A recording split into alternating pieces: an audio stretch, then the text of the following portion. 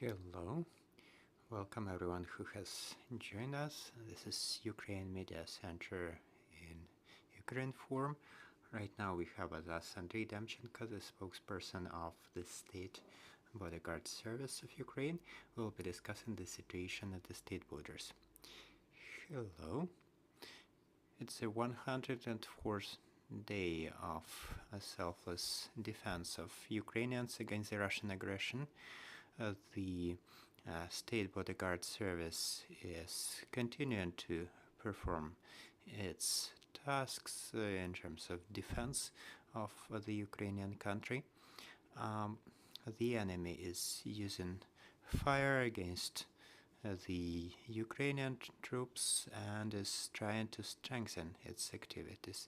In Kharkiv, Luhansk, and Donetsk regions, the positions are under constant fire of the aggressor. The Ukrainian defenders are doing their best to protect the country from the occupier.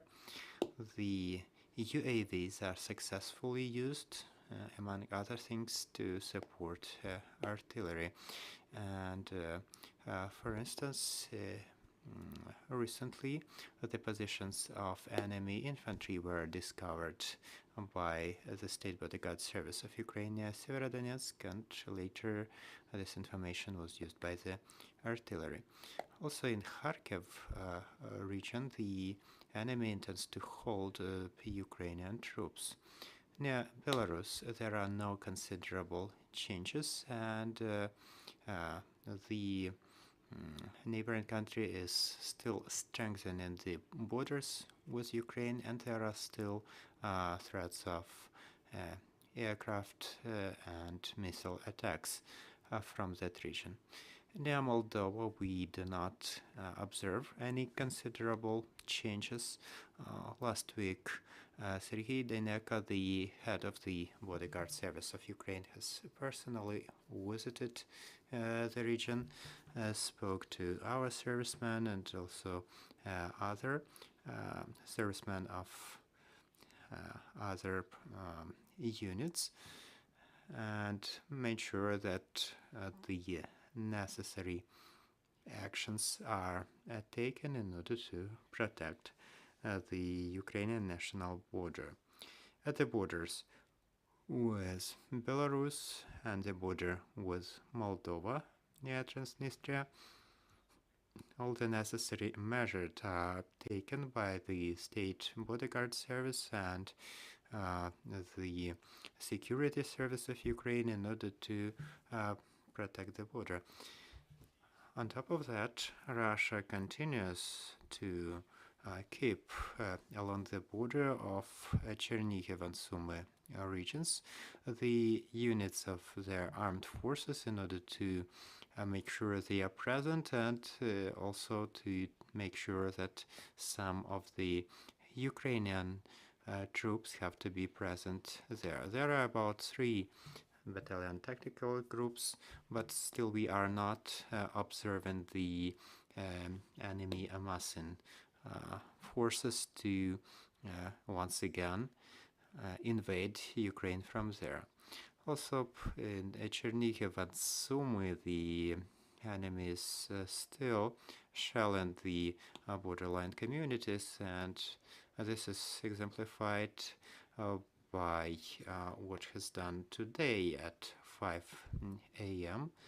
near the community of Zernova.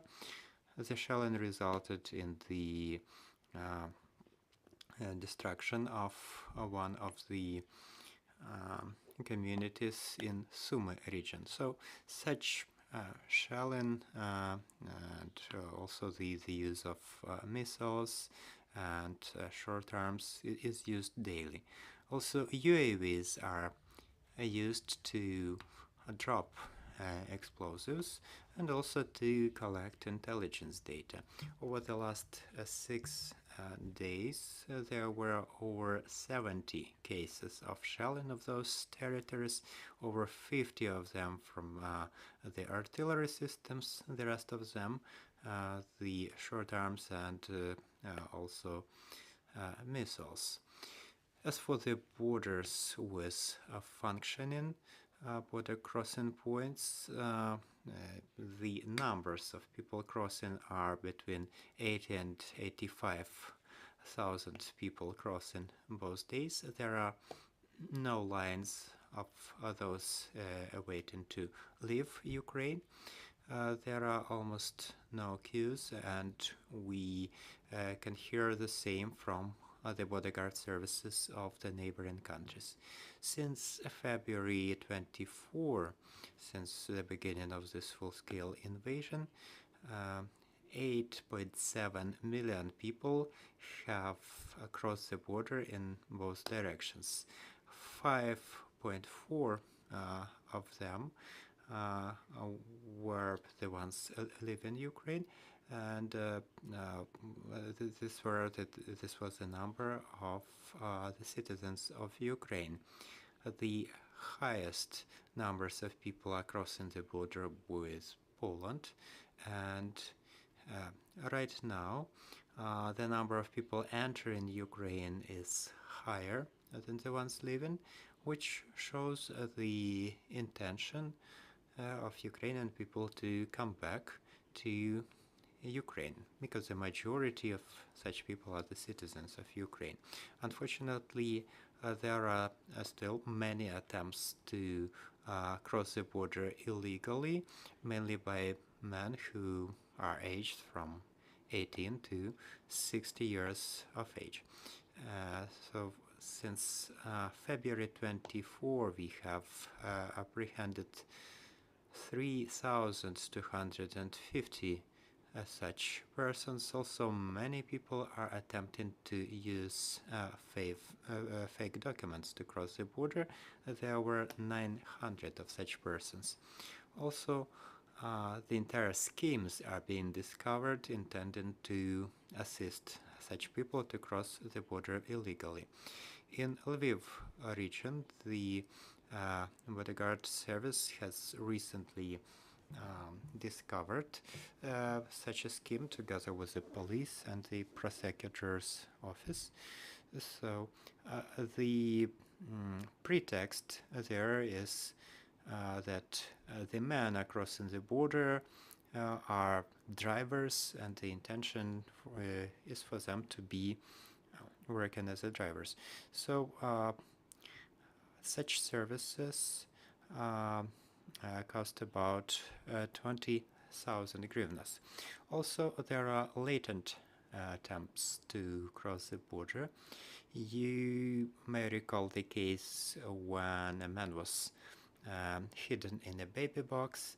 There were cases of men dressed as women, and recently there was a case when a young man was hidden in a Ukrainian bus traveling from Zakarpattia to a neighboring country. Any questions, dear colleagues? Can you please share about the Russian journalist Ovsyannikova, who currently works in Germany? What was the basis for her to cross the border, and where did she come from? The access to the information about crossing the border by the third persons. Not everyone has access to this data, so to confirm or disprove the fact of her crossing the border is impossible for me right now. So all the border crossing by the Ukrainian military is happening in full accordance with the law, both Ukrainian and international. Speaking of the citizens of the aggressor country, there are high intensity activities to check their data. There are no other questions. Thank you. So this was Andriy Demchenko, the spokesperson of the state.